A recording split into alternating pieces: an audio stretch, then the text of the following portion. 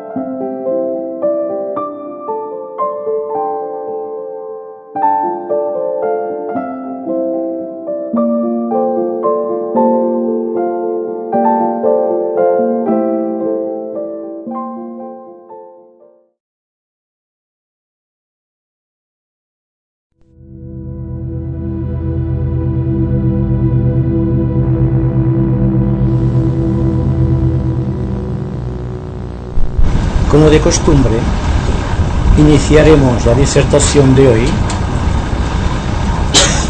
dando una breve explicación o recopilación de los últimos temas tratados.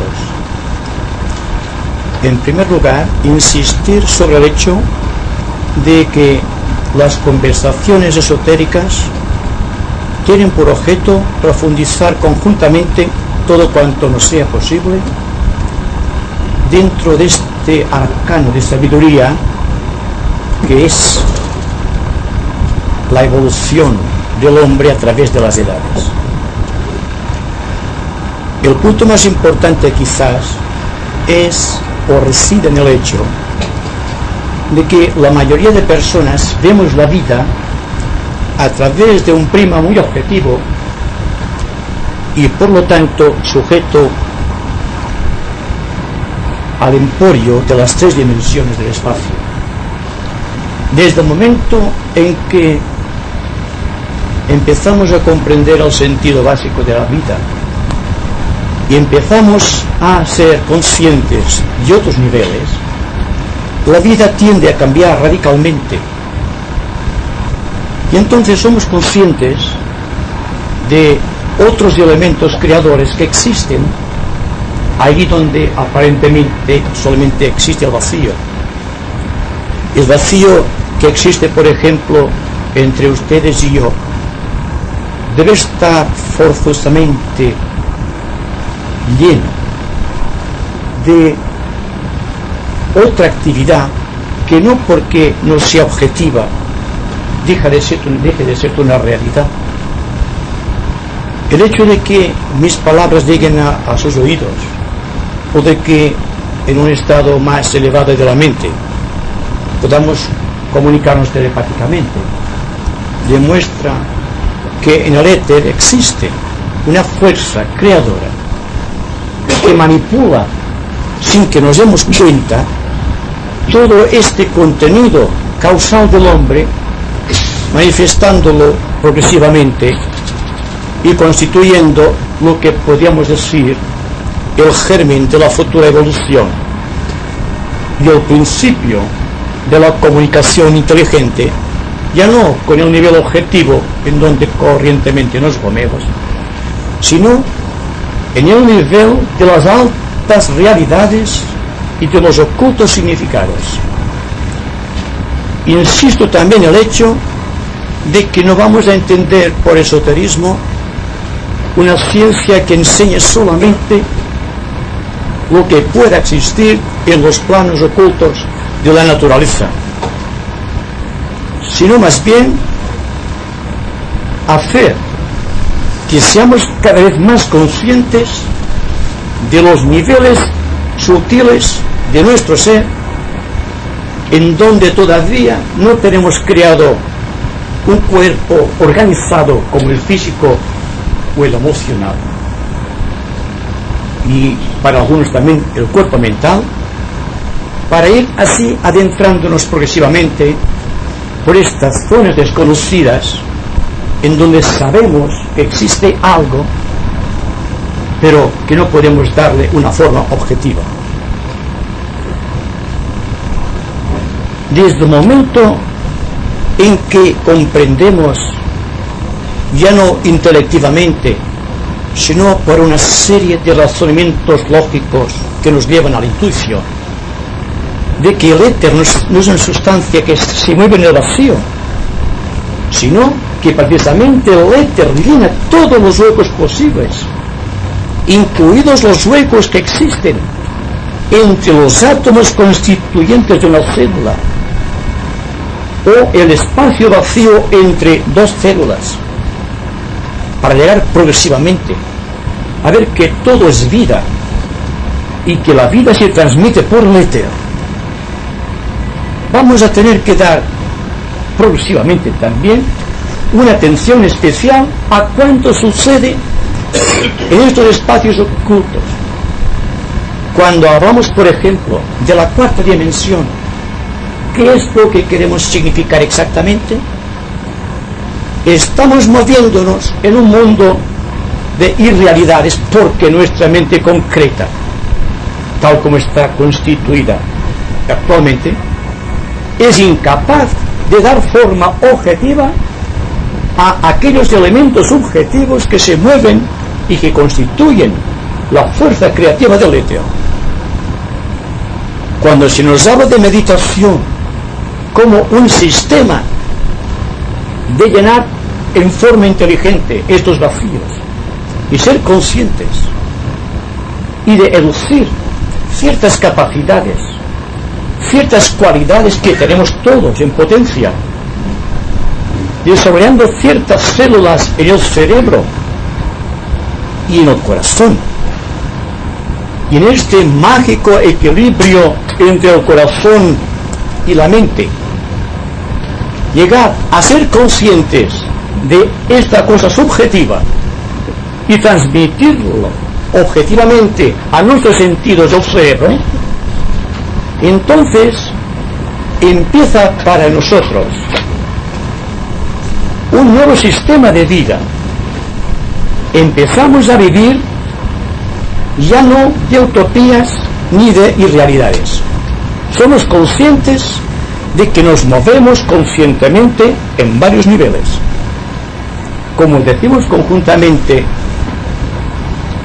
la disertación anterior, todo cuanto pueda ser percibido por los 5 sentidos, catalogado por la mente, discernido con entera imparcialidad y objetividad, y llegamos a comprender esta verdad, automáticamente empiezan a ser creadas o desarrolladas en nuestro cerebro y en cierto compartimento del corazón los vínculos que nos ponen en contacto con el mundo oculto. Y esto puede ser medido ya no solamente en términos de intelectualidad, sino en términos de sensibilidad. Es la sensibilidad, que nada tiene que ver con el intelecto, lo que debe hacernos conscientes de los mundos invisibles, es decir, de aquello que está aparentemente más allá de nuestras concepciones del momento.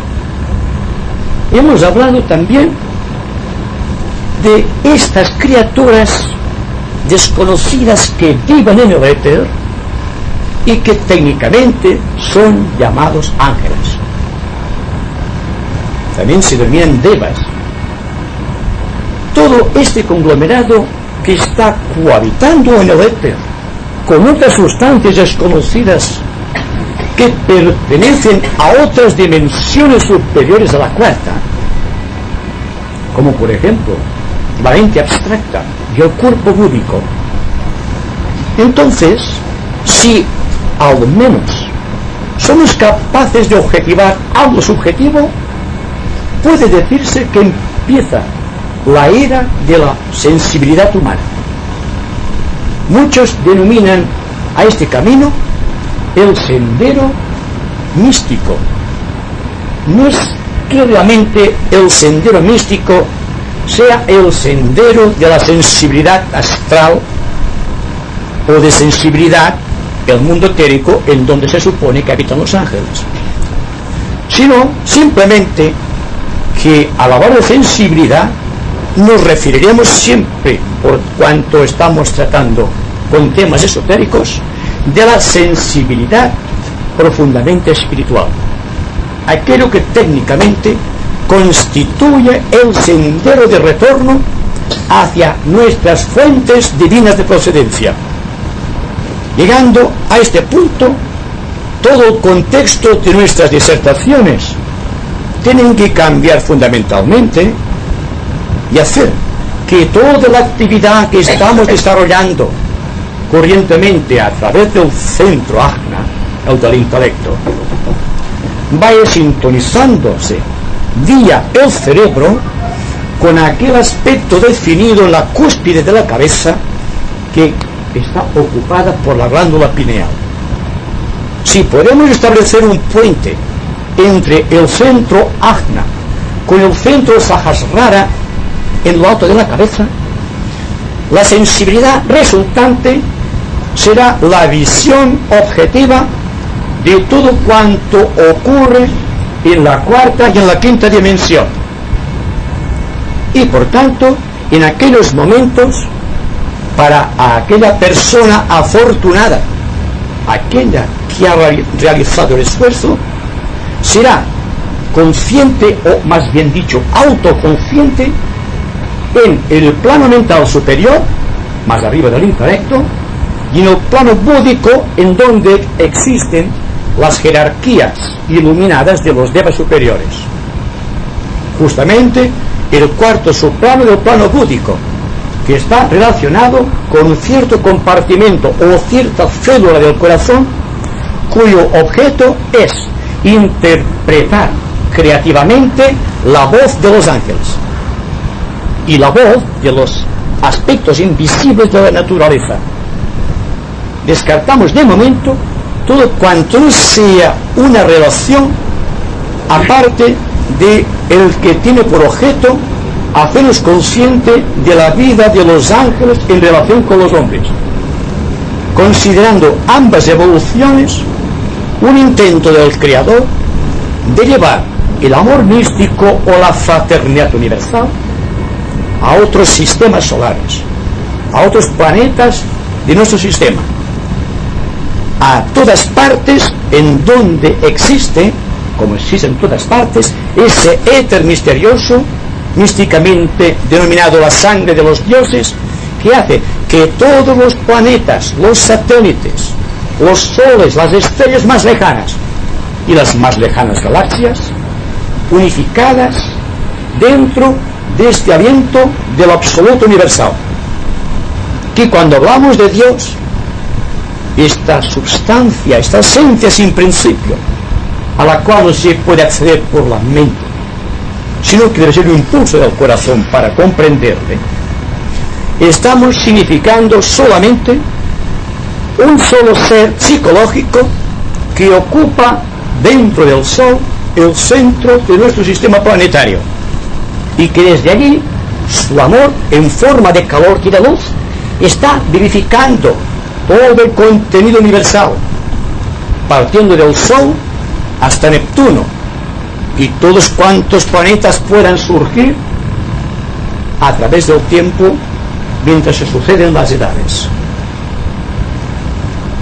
Quisiera significar también que todo el contenido universal está regido por una ley, y esta ley que ha de constituir nuestra conversación de hoy es la ley absoluta de jerarquía. La jerarquía es la ley que nos sitúa a todos y a cada uno en el lugar que se merece, que ha conquistado por su esfuerzo de adaptación a la vida. Quiere significar por su adaptación al Creador de todas las cosas. Quiere significar el esfuerzo continuado de muchas vidas de abnegación y sacrificio. Significa, en forma concreta y objetiva, esta escalera de Jacob por la cual ascienden y descienden los ángeles. Cada cual ocupa en el hemisferio de la vida en donde se haya situado un peldaño dentro o encima de esta escalera eterna que es la escalera de Jacob, que es la escalera simbólicamente manifestada también como el árbol de la vida. De ahí que jerarquía es el poder que tienen los humanos de conquistar un estado de conciencia y desde allí adquirir el poder de adquirir poder y confianza de aquel que está en un nivel superior y al propio tiempo ayudar, a veces con esfuerzo y abnegación y de sacrificio, a aquel que les precede o que les sucede en la escalera de Jacob. Técnicamente, la jerarquía viene vinculada por la ley también absoluta en el cosmos del servicio creador. No se puede crecer internamente si no existe sacrificio de la personalidad, si no existe donación. La devoción a Dios de nada sirve si por otra parte no existe el servicio al prójimo. Son consubstanciales, no podemos separar una cosa de la otra.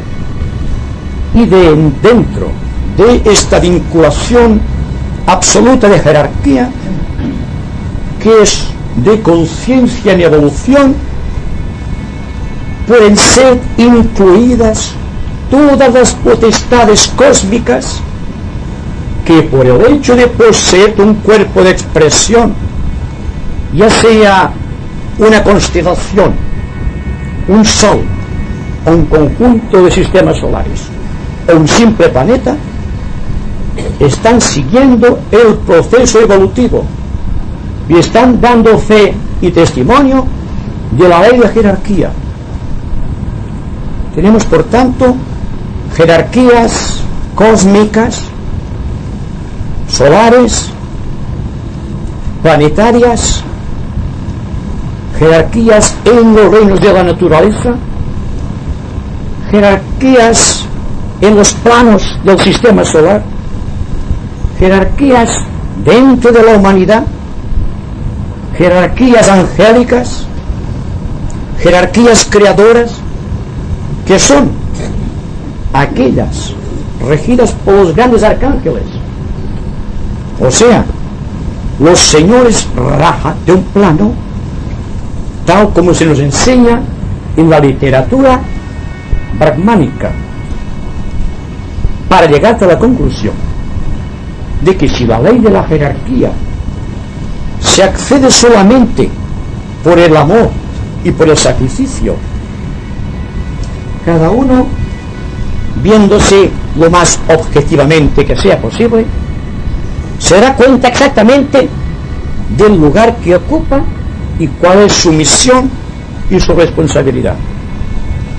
Porque también hay que insistir mucho en el hecho de que el contenido intelectual sobre esoterismo no libera.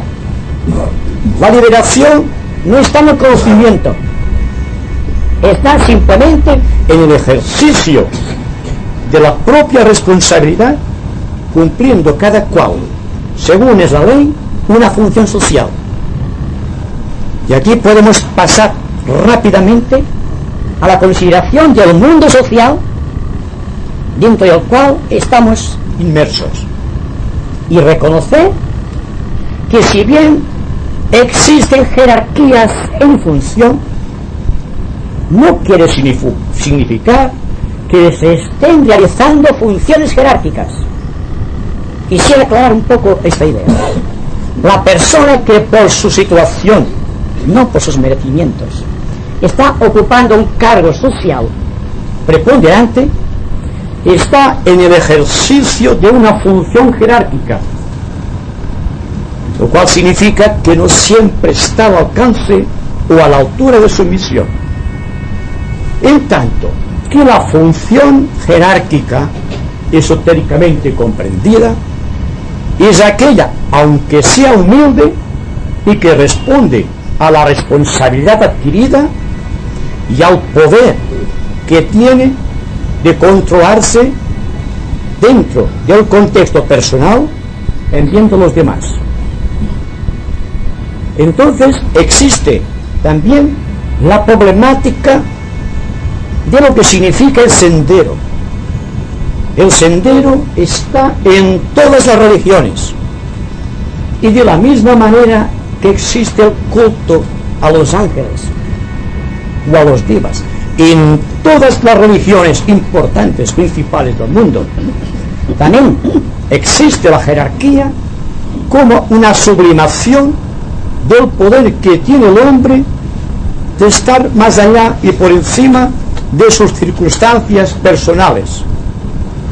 Es decir, que el sentido de las palabras conocidas del hombre y sus circunstancias no están impuestas precisamente por las circunstancias, habida cuenta que es el hombre cuando está en un proceso creativo, cuando está adquiriendo el poder de controlar las circunstancias, convirtiéndose automáticamente en un agitador, perdón la expresión, de los éteres planetarios, vinculando su vida a través del éter con la vida de los demás y mostrándose ya como una personalidad, empleando un término científico, plenamente radioactiva.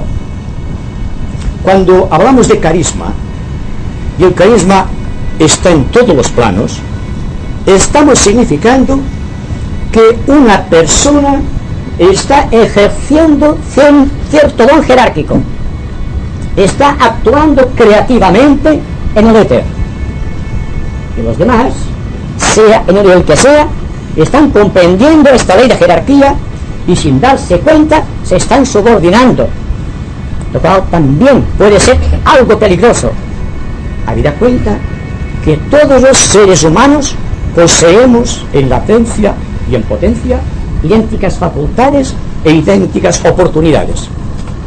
Por tanto, el paso que va desde una jerarquía en función a lo que yo entiendo por función jerárquica, puede existir un abismo. Puede ser que este abismo sea la propia evolución de la persona. Puede ser que nos encontremos inmersos dentro de un proceso histórico y que en nosotros esté depositada la responsabilidad de alterar con nuestra acción parte del contexto social. Quisiera que se dieran cuenta de lo que implica la idea jerarquía. Pues si se dan cuenta de que jerarquía no es querer abarcar sin posibilidades una meta muy lejana, sino que seamos capaces de interpretar conscientemente y conscientemente actuar dentro de los límites de la meta más inmediata, seguramente que nuestro ser psicológico cambiará fundamentalmente para convertirse en un elemento creador, en un punto de contacto con las grandes potencias psicológicas del universo. Por tanto, fíjense bien lo que implica una función jerárquica. No se trata de querer abarcar en nuestro radio de acción la potencialidad espiritual de la jerarquía blanca del planeta o la fraternidad mística o, en términos cristianos, Cristo y su Iglesia. Estamos tratando de ser conscientes estrictamente dentro del círculo, no se pasa de nuestras posibilidades actuales. Pasar de ahí es correr el riesgo, y nunca insistiré demasiado en esta verdad, de caer en manos de la ilusión que puede abrir líneas de acceso en nuestra mente y en nuestro corazón para los cuales todavía no estamos preparados. La mayoría de personas que están tratando con el yoga, que están vivificando sus centros en un intento casi, diríamos, desesperado de hacer que progrese, que ascienda el fuego de Kundalini, está manipulando una fuerza que está desconociendo desde un buen principio,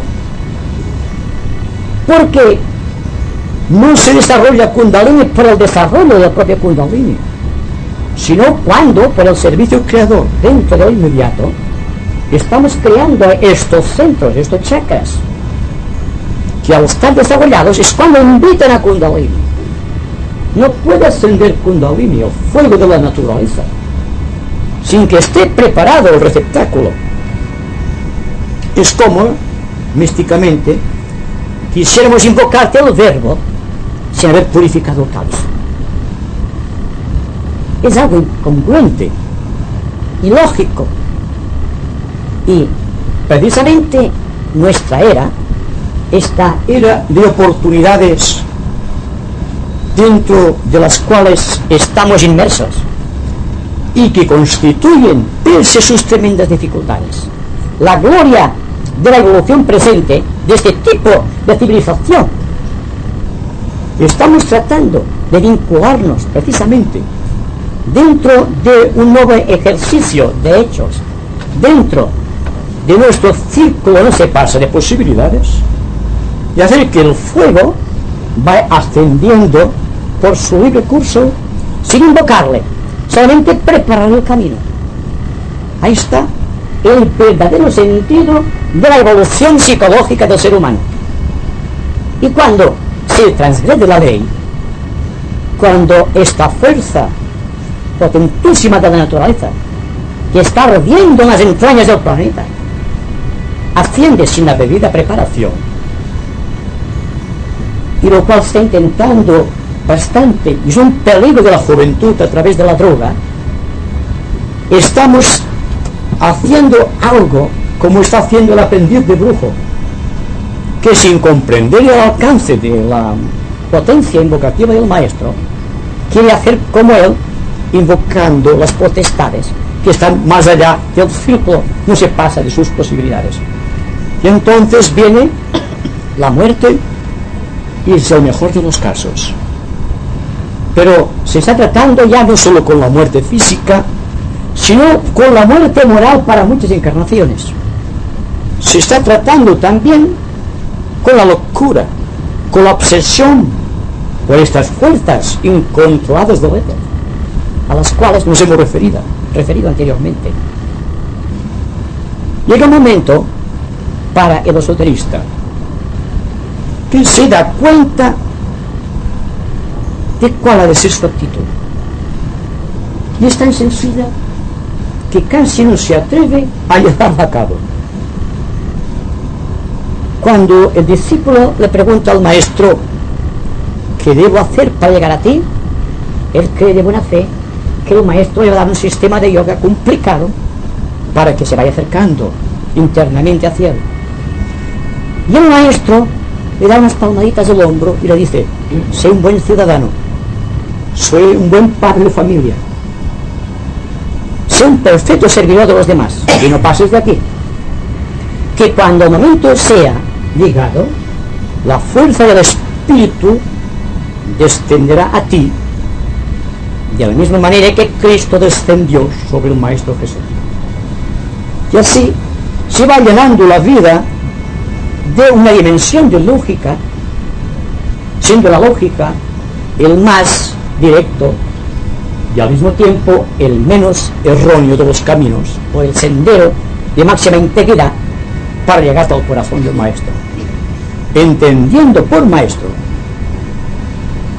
no solamente el contacto al cual nos han habituado los tratados esotéricos del maestro, de un evento, de un miembro de la jerarquía planetaria o un discípulo de Cristo, sino simplemente el maestro interior, el yo, este yo psicológico, que a pesar de cuánto se ha escrito, y ha sido mucho, sobre él, todavía no ha destilado ni una quinta parte de sus posibilidades de acción actual, de acción inmediata. Fíjense el trabajo para un discípulo, no un discípulo introvertido viviendo de sueños y de espejismos, sino un discípulo que sabe que tiene una espada y que con esa espada debe arremeter con lo inmediato. Se trata simplemente de ser consciente de sus fuerzas, el primer elemento de la lógica psicológica. Después, cuando ha adquirido la certeza de sus posibilidades, empieza la acción, no buscando este centro, sino tratando en forma discernitiva y con muchas preguntas e interrogantes de cuál es realmente el paso inmediato. Porque tenemos el intelecto lleno de formas de pensamiento ligadas por el estudio de cuánto hemos aprendido a través de los tratados místicos o del esoterismo clásico. Naturalmente, siempre hay que pensar en la meta más lejana para poder progresar progresivamente. Desde este punto no se pasa hacia allí. Eso significa que si tenemos la mente orientada hacia lo superior y al propio tiempo somos conscientes de las posibilidades, puede ser que el círculo no se pasa sin llegar a romperse, se va ensanchando. Esta es la misión del verdadero yoga. Yo diría simplemente, es la misión del ser humano, porque hablamos de jerarquía. La evolución no es ni más ni menos que un aspecto de jerarquía que está tratando de revelarse a través del hombre. De la misma manera que existen las jerarquías creadoras de los distintos planos de la naturaleza, que cada elemento, el agua, la tierra, el fuego y el aire, son sustancias vivas en el éter, dirigidas por jerarquías creadoras, con funciones definidas, con gobiernos estructurados y con una fuerza tremenda de expansión, con tal que el hombre se decida abrir los ojos a la realidad. Y de la misma manera que por la ley o por el principio de analogía hermética estamos aplicando la teoría de que igual es arriba que abajo y que igual es abajo que arriba, contemplando nuestra posición psicológica y singularmente el tremendo desafío de los hechos que crean nuestro karma.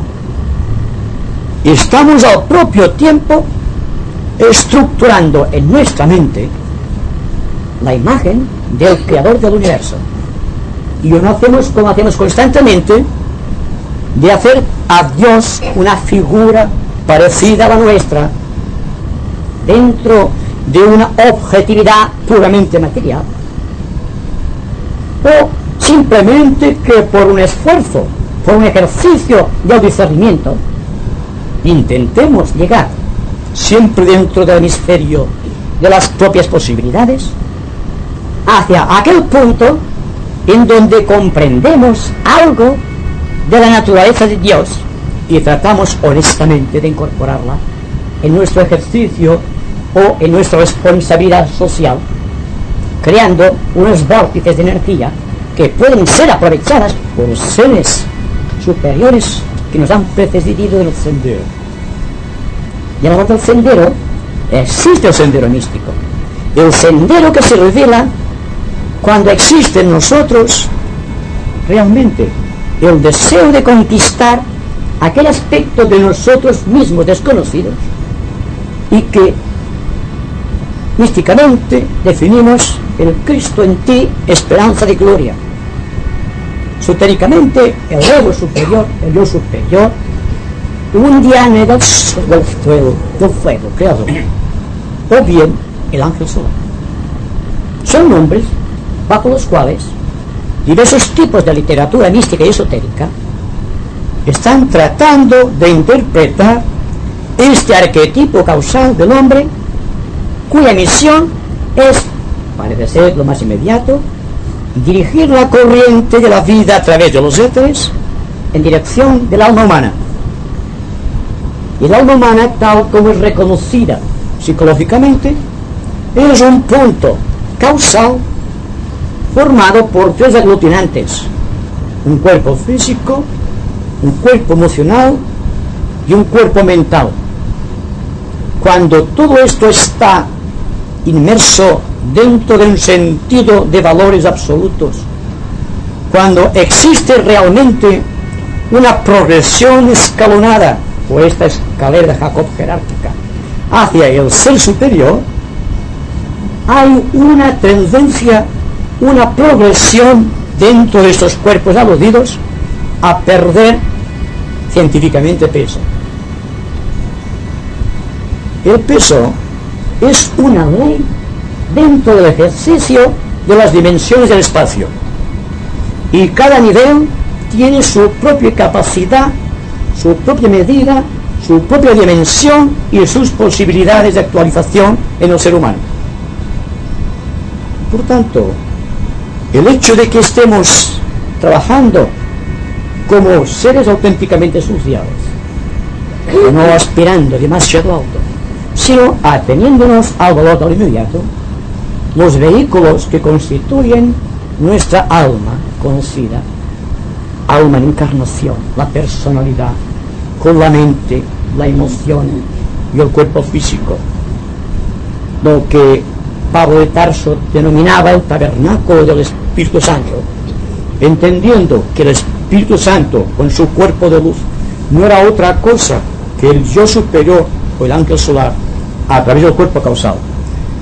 Llegamos a la conclusión de que realmente la pérdida de peso absoluto se realiza en el momento de la ascensión de Cristo en los cielos. Se progresa por la línea de la subjetividad, se darán cuenta de ello, ¿verdad? No es algo objetivo, pero si estamos de acuerdo con la analogía hermética, somos conscientes de que realmente estamos perdiendo peso en los distintos niveles de la personalidad cada vez que algo se escapa de nosotros, que algo se va a formar parte del contenido universal, pero que para nosotros ya no es necesario. Una mente sobrecargada de perjuicios, ya lo dice el término, está sobrecargada de ideas. Y si analizamos el cuerpo emocional, decimos, tiene un cuerpo emocional sobrecargado de deseos. Y la persona que tiene una vida disoluta, disipada, tiene un cuerpo cargado de toxinas que lo inclinan perpetuamente hacia abajo. Como ven, la analogía es perfecta. Existe también una ley en el universo en donde vivimos, nos movemos y tenemos el ser, que dice que cuando existe en un momento cumbre de la ascensión a los cielos, que incluso el cuerpo de luz ha creado un peso en la conciencia,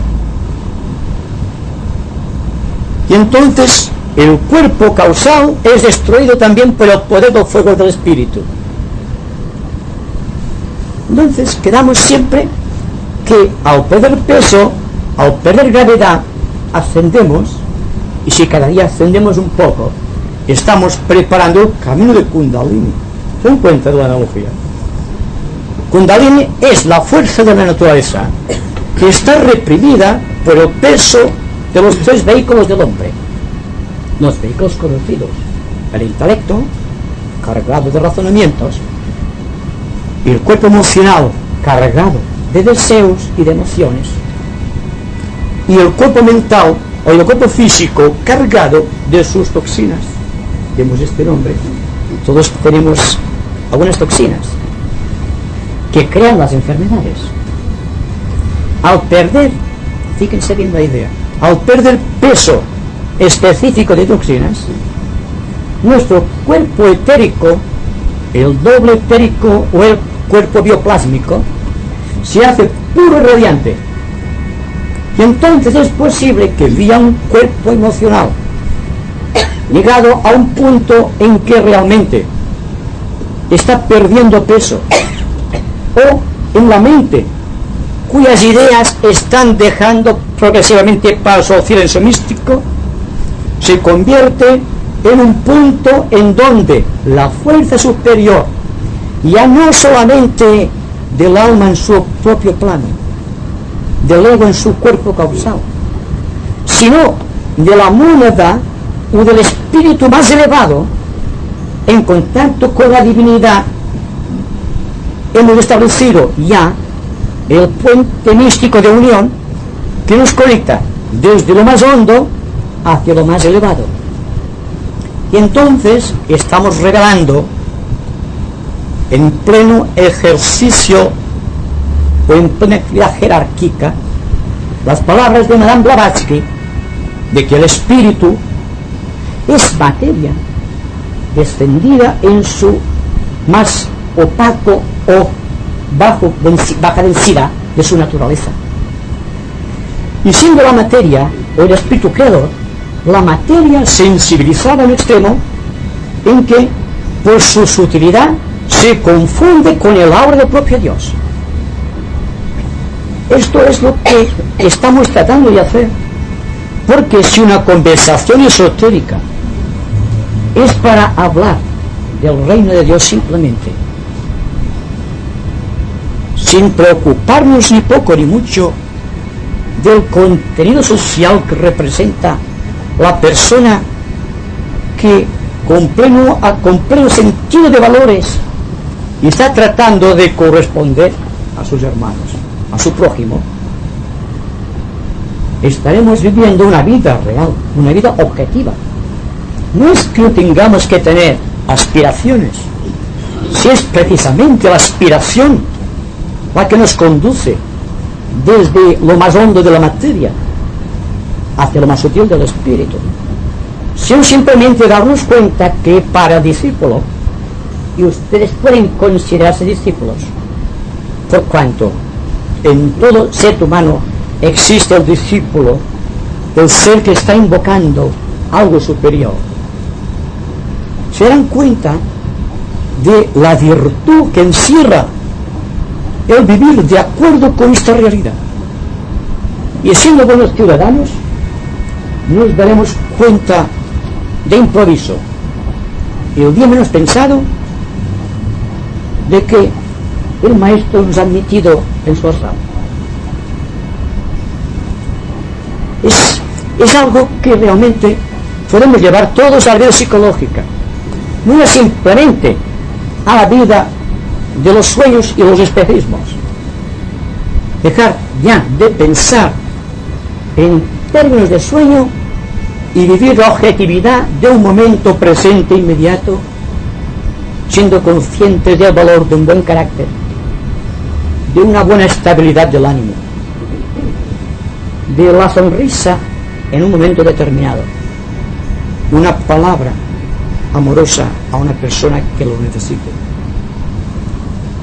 Si no hacemos esto, el esoterismo como ciencia que tiene que llevarnos a la iluminación carecerá absolutamente de sentido, y entonces llegaremos a darnos cuenta de que en vez de interpretar una función auténticamente jerárquica, estamos viviendo una vida en ejercicio de funciones jerárquicas, lo cual puede ser negativo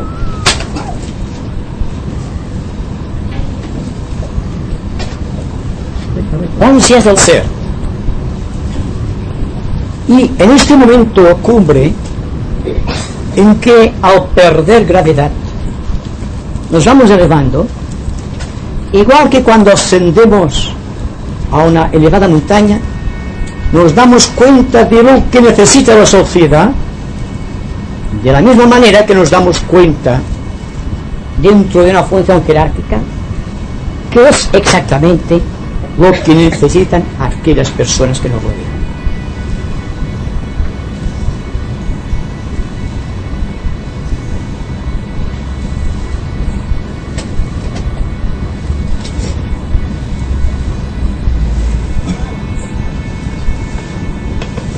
Ustedes tienen una palabra.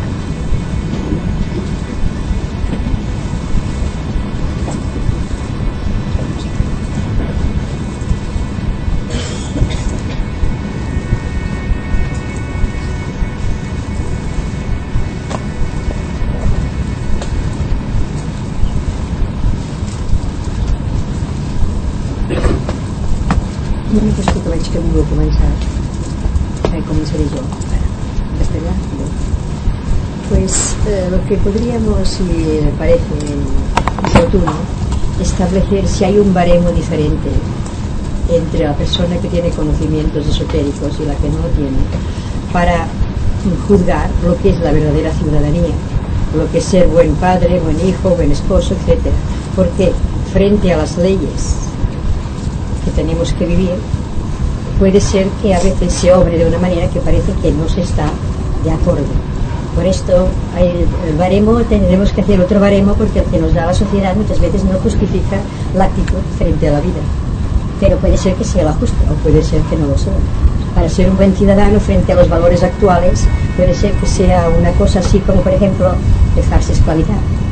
Entonces, en sentido esotérico, ¿cómo se puede ser buen ciudadano?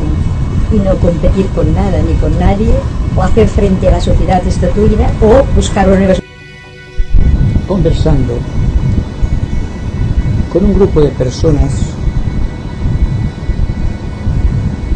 a las que considero plenamente apercibidas de lo que es una función jerárquica o una jerarquía en función.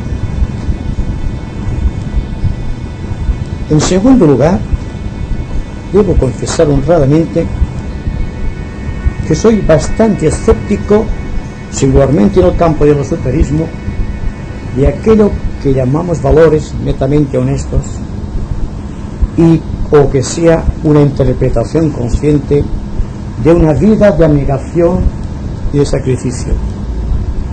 Y en tercer lugar, debo decir que si una persona no está plenamente conforme con el contexto social en donde está viviendo,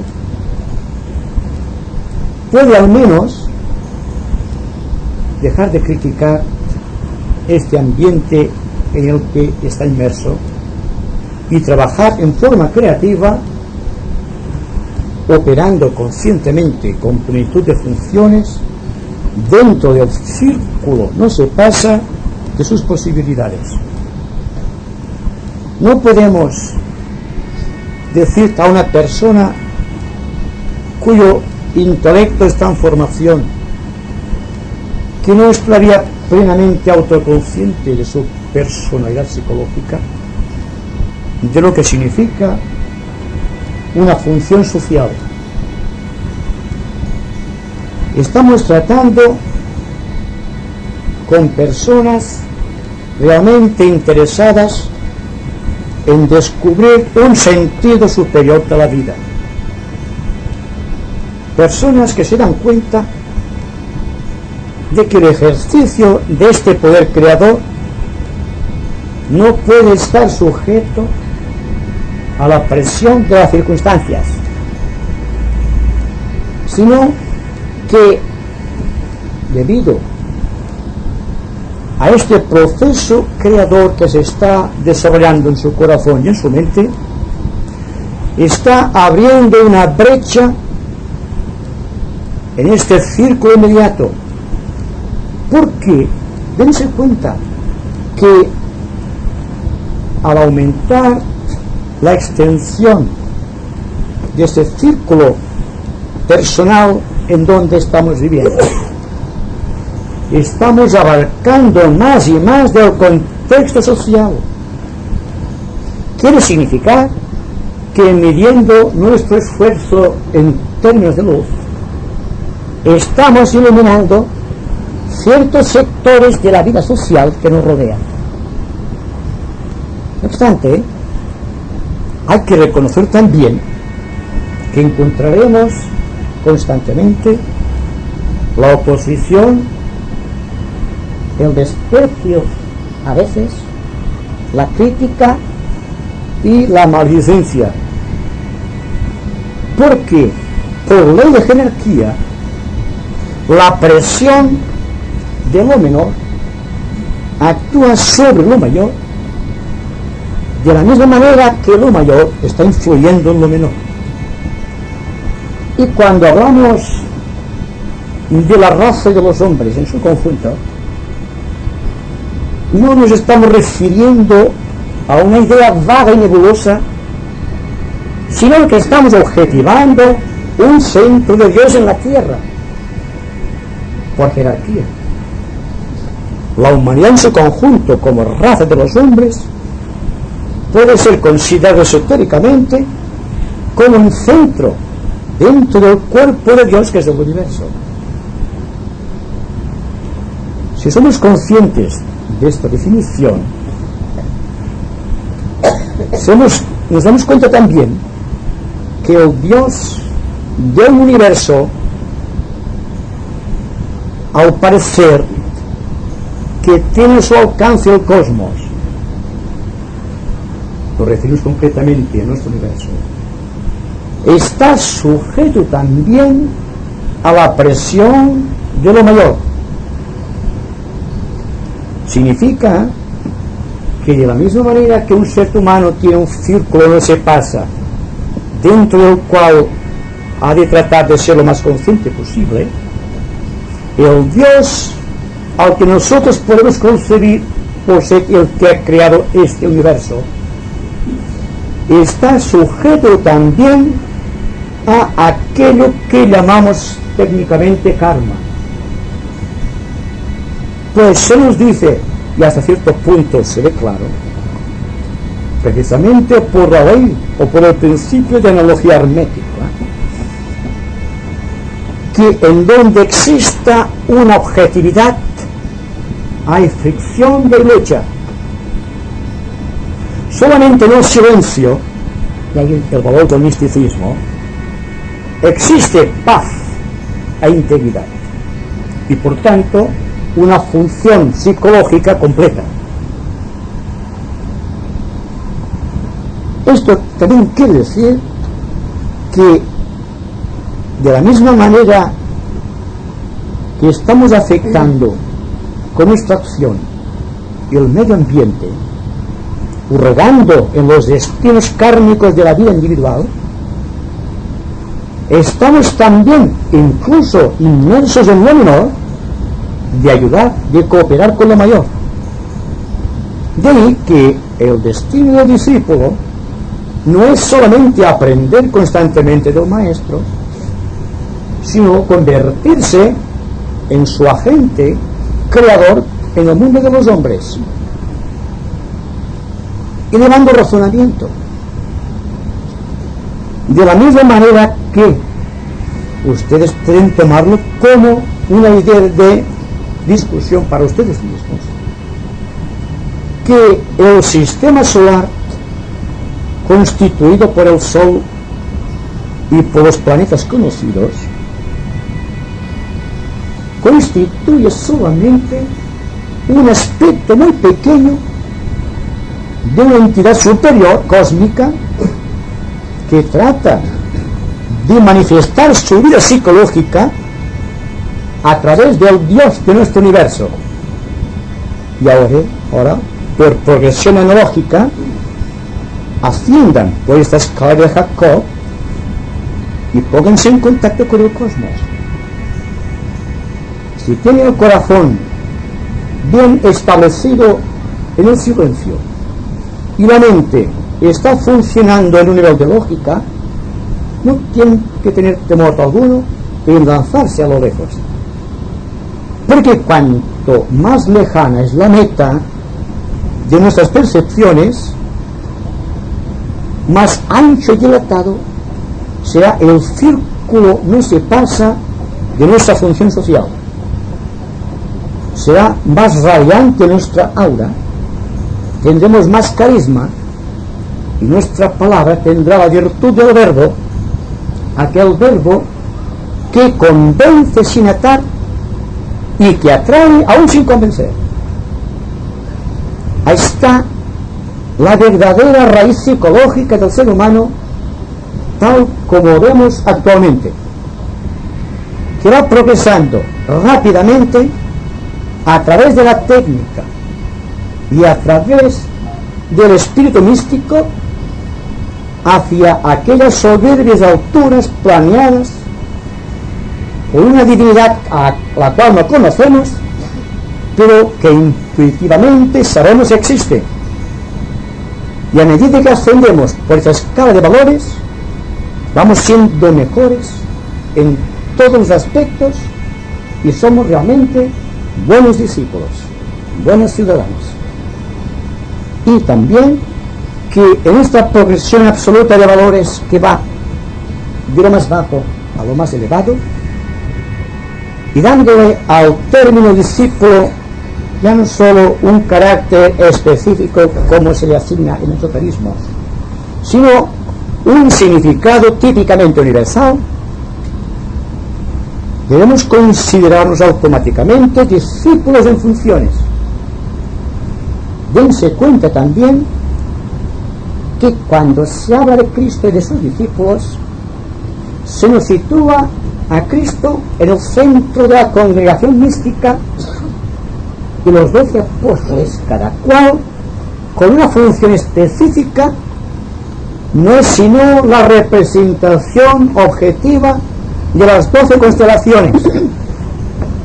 Por tanto, todo se va desarrollando según un proceso realmente lógico y descriptivo. No somos personas sujetas a espejismos ni a superficialidades. Estamos simplemente elaborando por medio del proceso hermético de la analogía. Igual es abajo que arriba, igual es arriba que abajo. Y partiendo de aquí, la búsqueda de la verdad se hace fácil, entendiendo que no basta que sepamos mucho acerca de los discípulos, de los maestros y de la jerarquía en sus diferentes niveles, entendiendo por jerarquía el poder que tiene el hombre de superar un estado y de cumplir una función social, dándonos cuenta también la idea apuntada anteriormente, que ha de constituir el centro y el norte de la vida humana, y es que no se llega solamente a Dios por la oración ni por el culto, sino que lo que se exige realmente del discípulo, de este discípulo que está en latencia en todos nosotros, no es sino de ser un buen ciudadano.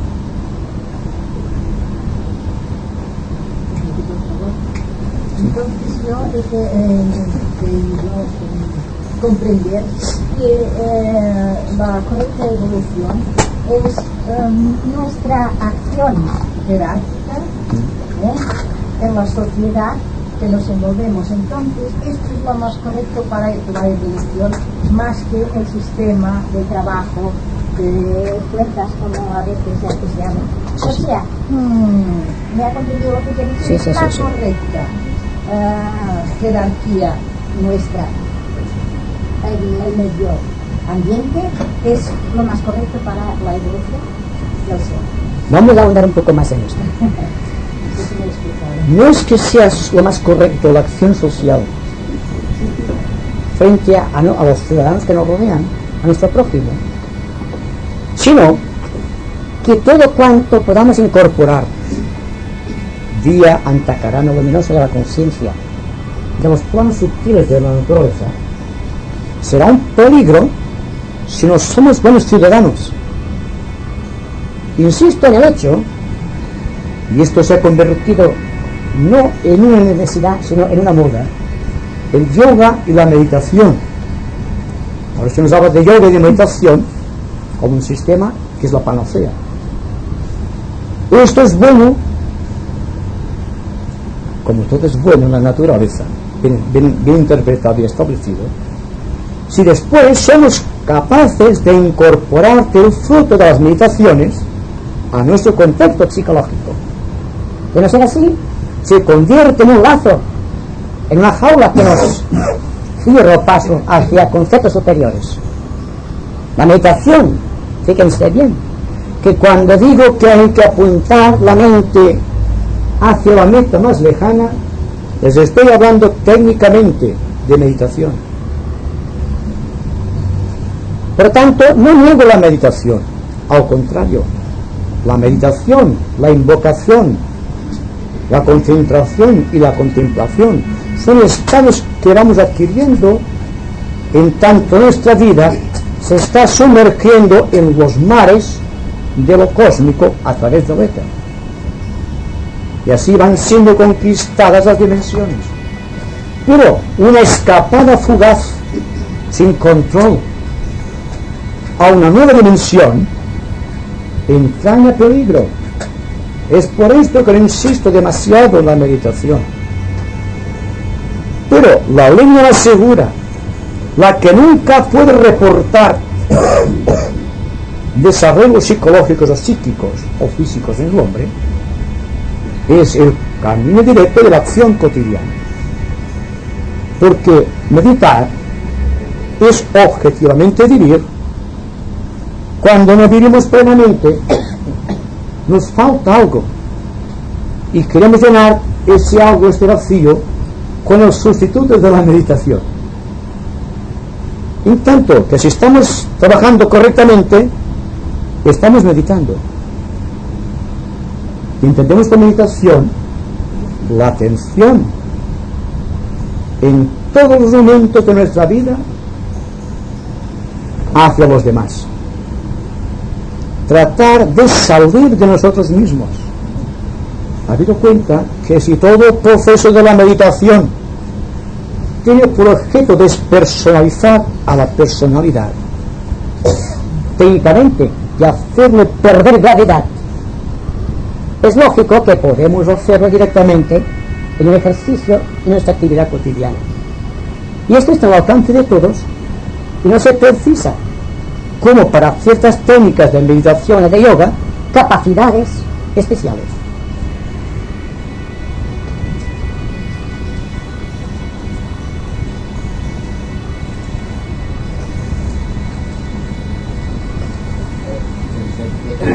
El principio, hermano de Corés, hace empezado un tiempo de que dentro de la cuarta de la dimensión.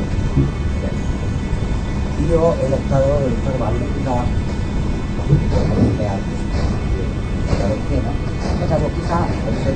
un poco más, quizá a pasar cálculos. Sí. Y lo que significa moverme dentro de la cuarta de la dimensión. Yo creo que es de mucha utilidad. Sí, sí. Son los componentes. Sí, sí, sí. De acuerdo, de acuerdo. Para hablar de la cuarta, de la quinta, de la sexta y de la séptima dimensión, que parecen ser específicas en nuestro universo, habrá que hacerte una analogía, puesto que trabajamos bajo el principio de analogía, y decir, por ejemplo, ¿por qué dominamos casi enteramente la tercera dimensión? ¿Por qué poseemos un cuerpo y somos plenamente conscientes de este cuerpo? En este momento tenemos el cerebro organizado de una manera específica y a través de los 5 sentidos conocidos podemos establecer contacto y ser autoconscientes del mundo objetivo que nos rodea.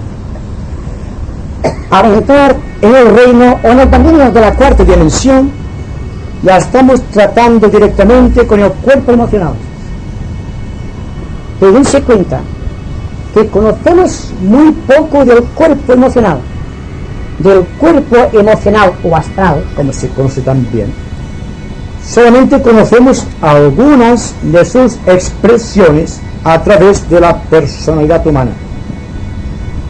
Y va dentro de una escala de valores del deseo, de la emoción y el sentimiento. Pero ¿tenemos un cuerpo constituido plenamente como el físico en el plano astral? Tenemos un punto, un eje, un átomo permanente, a través del cual se está estructurando un cuerpo, del cual somos conscientes, pero en el plano astral no somos autoconscientes.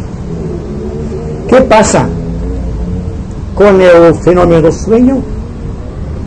El sueño, de naturaleza astral, simplemente, nos ofrece una panorámica de hechos, pero solamente los vemos. Pero raras veces nos consideramos autoconscientes de un sueño. alguna vez hemos dicho, me doy cuenta que estoy soñando. En este momento podemos tener un vislumbre de autoconciencia en el plano astral, y por lo tanto estamos a dominar un principio de la cuarta dimensión, que es en el tiempo. Después analizaremos el tiempo de acuerdo con las dimensiones. Y cuando la mente del hombre progresa en 3 estadios que van del elemento subconsciente al superconsciente, pasando con el consciente, también somos interpretativos de una voluntad que se expresa a través de la quinta dimensión. La quinta dimensión es la mente del hombre, cuando funciona integralmente y cuando, a través del ejercicio de la superconsciencia, empieza a ser autoconsciente en el plano mental. Implica esta conciencia la capacidad de establecer contacto vía este centro con el centro superior o coronario. Cuando se ha completado el trabajo de este puente de arco iris o de Antacarana, somos autoconscientes en la quinta dimensión, y en etapas futuras, cuando la persona humana haya logrado ponerse en contacto directo con los devas o con los ángeles, cuando todo el contenido en el éter esté a su alcance, tendrá la posibilidad de establecer contacto con la sexta dimensión, el plano búdico, con 7 subplanos, de los cuales los hombres iluminados del planeta, aquellos que a través del arte dieron un empuje a la civilización de la humanidad, solamente han podido rasgar los éteres del tercer, cuarto subplano, entendiendo que el séptimo subplano, el plano búdico, es donde viven las almas iluminadas, y es donde está el asiento del sentimiento de unidad, de fraternidad y de unión, ya no solo con los seres humanos, sino con el propio Dios. Vamos a meterlo también en otros términos, en términos de iniciación. Cuando el ser humano es plenamente autoconsciente en el plano físico, que es capaz de controlarle e inteligentemente dirigirle, adquiere el poder de ingresar conscientemente en la gran fraternidad mística de almas iluminadas del planeta, a través de este misterio del nacimiento de Cristo en el corazón, o primera iniciación de la logia planetaria. Cuando adquiere el poder de los éteres, que le confieren el poder en el mundo emocional, y es plenamente autoconsciente en este plano, entra dentro del misterio del bautismo por medio de la segunda iniciación. En el primer caso, hemos dominado 3 dimensiones. En un segundo caso, la cuarta dimensión, el cuerpo emocional. Y cuando en el misterio de la transfiguración en el monte Tabor, y a través del misterio de la tercera iniciación, somos capaces de dominar todo el ejercicio activo de la mente en toda su extensión, y dominamos el tercer elemento de la naturaleza, que es el fuego, entonces podemos decir que somos autoconscientes en la quinta dimensión, y pasar de aquí ya no es necesario, porque está tan allá de nuestras posibilidades actuales que casi se puede decir que es inaccesible. Pero a las 3 primeras iniciaciones podemos acceder por ley de jerarquía, y porque todos, si lo decidimos, podemos ser buenos discípulos e interpretar conscientemente la sinfonía de la creación a través de una mente muy bien ejercitada o de un corazón muy casto y honesto. Todo depende, como verán, de nosotros. La naturaleza es pródiga y todo nos ofrece gratuitamente. Es como el árbol, porque un árbol con sus frutas es el símbolo del amor fraterno. Y todos debemos convertirnos un día en un árbol que ofrece sus frutos al cansado peregrino, al caminante en el sendero.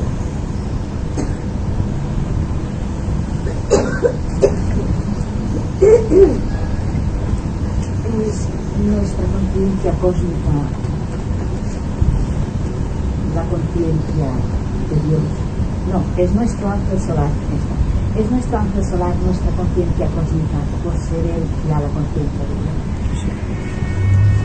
Yo diría que el ángel solar es el gran intermediario cósmico, porque un día el ángel solar, una vez destruido el cuerpo causal o el cuerpo de luz, volará hacia su reino. Entonces el hombre, el ser humano, el alma en encarnación, desaparecidos fragmentos del cuerpo de luz, establecerá contacto con la mónada. Entonces, desde lo alto del espíritu hasta los tres cuerpos, todo será puro. Porque la función del ángel solar es solamente ayudar al alma en encarnación a establecer contacto con la mónada. Cuando en la cuarta iniciación, es decir, cuando el misterio de la crucifixión y del Calvario, Cristo simbólicamente dice: todo se ha consumado. En aquel momento, en virtud de este mantra, el cuerpo causal es destruido, desciende el fuego de Fuat sobre la entidad, y al juntarse con Kundalini, que ha ascendido hacia arriba, hay una explosión y se destruye el cuerpo causal. Entonces, como fruto de esta liberación, el ángel solar retorna a su patria celestial, tal como se dice en los libros sagrados. Él retornó al hogar del Padre. Y entonces el ser humano se convierte en un iluminado, en un maestro de compasión y de sabiduría, como lo fue el Cristo. Y para un ser de esta naturaleza, para medir al cual no tenemos elementos de juicio todavía, hay que esforzarse, hay que trabajar, hay que ser buenos ciudadanos, partir del inmediato, aunque la flecha de la evocación, de la inspiración o de la aspiración tienda por ley hacia la meta más lejana. Lo que interesa siempre, en todos casos, es mantener un anclaje perfecto en la vida, reconociéndonos como seres humanos que están buscando a Dios y no pasar de aquí, y no interpretar la vida en términos de autoglorificación, la autoglorificación de aquel que tanto sabe, de aquel a quien tanto admiramos, pero que es vacío de corazón y no es capaz de derramar una lágrima por su prójimo y de servirle en un momento de necesidad.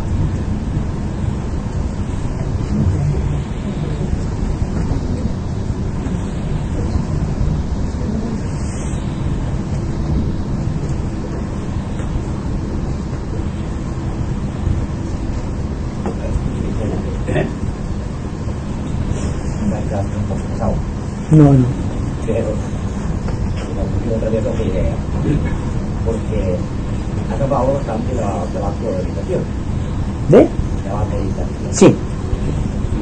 Pues, les digo, a ver si es posible, que nos amplíen un poco más, unos cuantos detalles más, lo relacionado sobre la técnica de la meditación. Que se comprende verdaderamente la función específica, por lo cual representa la técnica correctamente usada. Y efectivamente, pues más bien podamos comprender, ¿no?, el beneficio, si se puede llegar a la palabra así, que podemos sacar, ¿no?, y el servicio que podamos hacer a la mejor. Yo diría que la técnica de la meditación, en sus varios grados, tiene por objeto iluminar la mente, a fin de que en esta iluminación se establezca un punto de contacto con la luz del ser superior a que llamamos Dios. Si la representación de Dios en nosotros es el ángel solar, y más allá de aquí no podemos pasar, lo digo honestamente, todo sistema de meditación o de yoga tiene por objeto unificar la personalidad del hombre en sus tres cuerpos, funcionando como una persona que todos conocemos, y por vía subjetiva establecer este contacto por medio de la voluntad. Hablar de meditación, Hablar de técnica es hablar de voluntad. La deducción del principio de la voluntad y lo que yo aconsejaría como técnica, más que una técnica de sentarse 10 minutos a hacer esto o lo otro, lo cual lo sabemos todos porque que más que menos ha practicado la meditación, estriba en mantener constantemente orientada la mente hacia los hechos que suceden a nuestro alrededor constantemente, no dejando vacíos entre uno u otro acto, pues desde el momento que nuestra mente no está atenta, su cuerpo psicológico está creando fisuras, y por esas fisuras de falta de atención se filtran las corrientes astrales o mentales negativas que lo convierten en un autómata de las circunstancias y no en un creador de las circunstancias. La mejor de las técnicas, porque nunca he sentido atracción por ninguna técnica definida, pero si algo les vale mi experiencia, se las voy a ofrecer honestamente, que observo mucho las cosas y que no me fío del valor de autenticidad de la historia, de lo que dicen los libros. He tratado de crear mi propia historia observando los hechos constantemente. Llega un momento en que esta observación, esta atención fundamental, se hace automática y deja unos espacios vacíos que son llenados técnicamente por el Espíritu de la verdad o por el Espíritu de Dios. Toda la técnica del hombre a la búsqueda del Creador puede ser medida en términos de silencio. La capacidad de silencio es la que caracteriza la evolución de un alma en el sendero. El intelecto y muchas técnicas tienden solamente a crear artificiosamente un campo muy extenso del intelecto. No sirve más que para adquirir conocimientos, pero nunca favorece con la ayuda directa de la sabiduría. Por tanto, la sabiduría es aquella rara sustancia que está presente en toda cosa y que es, digamos, la voz de Dios hablando a través de cualquier forma creada de la naturaleza. Si estamos en un sentido de distracción, no estamos atentos al proceso fundamental de nuestra vida que pasa constantemente, si no somos capaces de recoger el hálito de experiencia de cualquier suceso en el tiempo, tendremos quizá, porque leeremos mucho conocimiento esotérico o de otras cosas, pero raras veces alcanzaremos el nivel intuitivo, que es la meta paradójicamente que persigue la técnica meditativa. Y yo me pregunto si la técnica de la meditación debe ser un ejercicio de la personalidad humana para establecer contacto con el creador del universo, estableciendo primero contacto con su ángel solar o con su yo superior, o en términos psicológicos o yo trascendente. No alcanzaremos otra cosa, fíjense bien, que llegar a un nivel del cual deberemos descender para recuperar los dotes de la acción. que es esta fundamental. No es que no crean la técnica. Voy a repetir una cosa que he dicho antes. El paso que va del centro cardíaco, por ejemplo, al centro ajna, pasando por el centro vidusha o manipura, para llegar finalmente al centro más elevado, al sahasrara de la cabeza, no es posible si abajo el andamiaje de la personalidad no constituye un triángulo realmente equilátero. De no ser así, se puede sufrir grandes prejuicios, porque la fuerza invocada por la meditación puede ser tan destructiva como en el caso del aprendiz de brujo. A todas las personas interesadas en una técnica, y existen técnicas supremas de contacto, les diría: prepara primero el camino, después ejercita la técnica.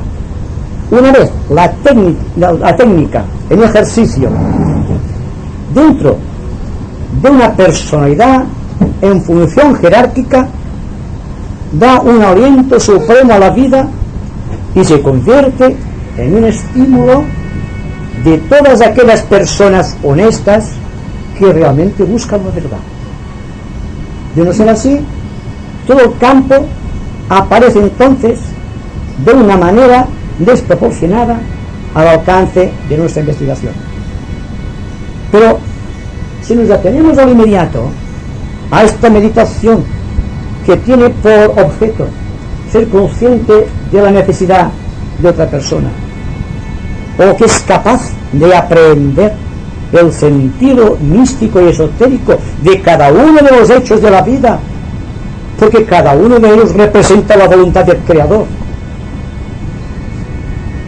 Si somos capaces de arriesgar a cara y cruz, como dice el poeta, todo cuanto hemos acumulado en el tiempo y lo vamos desperdigando paso a paso como dones del Espíritu Santo a todos los caminantes, entonces daremos un paso acelerado que nos conducirá al sitial magnífico en donde el ángel Suar tiene la potestad infinita sobre todas las cosas.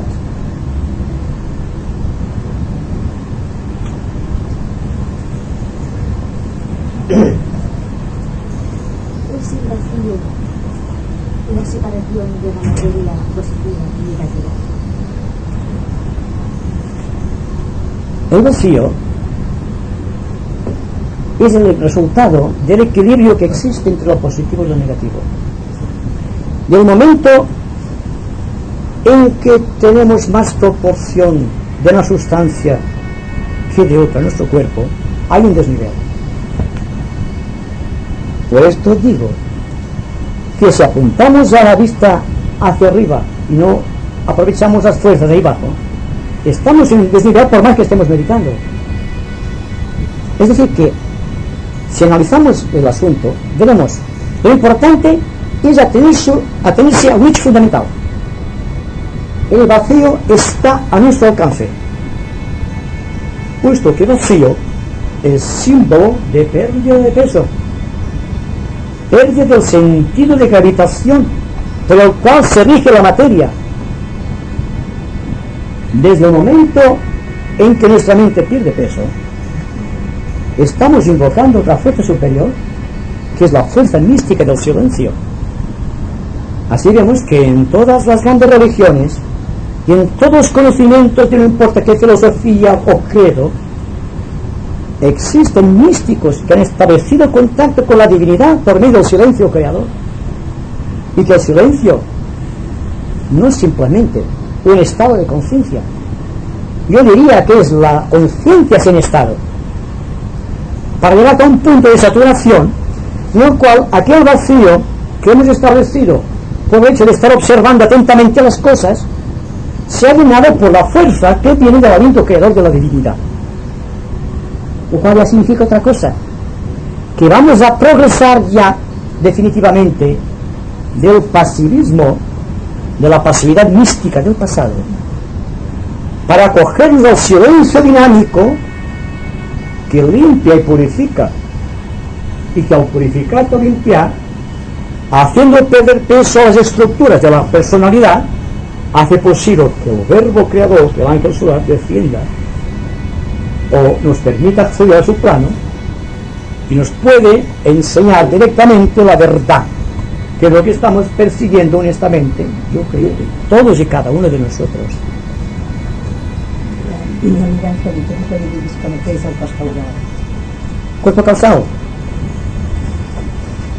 El cuerpo causal, escrito por San Pablo, el cuerpo de luz, es un cuerpo de rara belleza, un estuche, un cáliz, donde mora el observador causal, el ángel solar, o el ángel de la presencia, o tal como estamos habituados a escribirlo en los estudios teosóficos, el yo superior.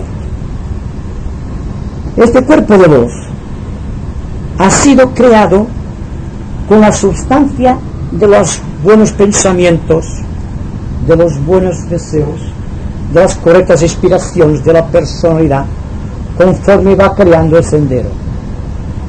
Es decir, que el sacrificio místico del ángel solar, del cual trataremos en otra disertación más directamente, significa que para acelerar el proceso de evolución de la humanidad, unos seres extraordinarios que en la doctrina secreta de Madame Blavatsky se denominan los Dianes del Fuego, decidieron, interpretando la voluntad del Creador, de ayudar a la raza de los hombres que evolucionaba. Este hecho, según se nos dice, ustedes tienen la libre opinión de admitir o de rechazar. Las jerarquías que evolucionaban en la Tierra hace aproximadamente unos 20 millones de años, yo no puedo probarlo, usted tampoco, pero se nos dice históricamente, hubo una invocación superior, porque entonces evolucionaba el hombre animal. El hombre había adquirido un poder sobre las circunstancias y había creado un cuerpo definido, pero carecía de autoconciencia. Naturalmente, este desnivel dentro de la vida de la naturaleza, este clamor invocativo que se llevaba de la raza incipiente de los hombres, llegó, tal como llega todo motivo de meditación, a los ojos místicos del Creador. Y atendiendo esta demanda, arrancando tal como se dice en los libros sagrados de la India, como pétalos sagrados de su corazón místico a los ángeles solares, los transportó vía el éter, fíjese bien, vía la sangre de los dioses hacia el planeta Tierra. Y entonces, por primera vez en la historia de la raza humana, un ángel solar introdujo un pequeño huevo, digamos así, como ave fénix dentro de la mente del hombre, o lo que era el elemento preparado para la mente del hombre, y creó la autoconciencia. Desde aquel momento, el hombre ya no vio las circunstancias solamente como un proceso histórico o de sueño que se realizaba y del cual él no se daba cuenta, sino que empezó a darse cuenta de que estaba siendo un actor dentro de un drama cósmico, y así empezó a actuar la raza de los hombres. Los inicios fueron dolorosos porque tenía que vencer toda la resistencia impuesta por un cerebro no condicionado todavía por el instinto animal. Pero si después de estos hipotéticos 20 millones de años vemos el hombre actual, con el gran avance de la técnica, le permite adueñarse del espacio, puede crear las computadoras electrónicas o la televisión en color. Vemos el paso de la evolución, el paso de la conciencia del hombre, desde aquel cero instintivo de la mente hasta hoy día, en que hemos creado el cuerpo causal para que el gran adepto, el ángel solar, pueda vivir libremente sin el agobio. Pues se nos dice que el ángel solar, son palabras místicas y les ruego que lo tomen en sentido místico, vino desnudo, huérfano, fue un gran sacrificio. El gran sacrificio siempre es desnudez. Al situarse en el tercer subplano del plano mental, estableciendo allí su morada para conectarse con el cerebro del hombre vía su corazón, y de allí a la moneda y más arriba al Dios del universo, no hizo más que atender las súplicas, las invocaciones de la raza de los hombres. Entonces empiezan a crearse los 7 velos que encubren el cuerpo causal del adepto, o la vida del adepto empieza a estar dentro de un estuche. El color del arco iris se nos dice, el que lo ha podido ver clarividentemente, y que tiene la misión de ayudarte al hombre hasta que el hombre accede a la 5ª dimensión. Hablando en términos ya de dimensión, pues así hemos empezado la discusión de hoy. Una vez ha establecido su morada el alma en aquel lugar sagrado, que se ha puesto en contacto con el alma solar y ha aprendido de esta alma todo el contenido de sabiduría cósmica de las edades reflejadas en los pétalos del loto del corazón de Dios.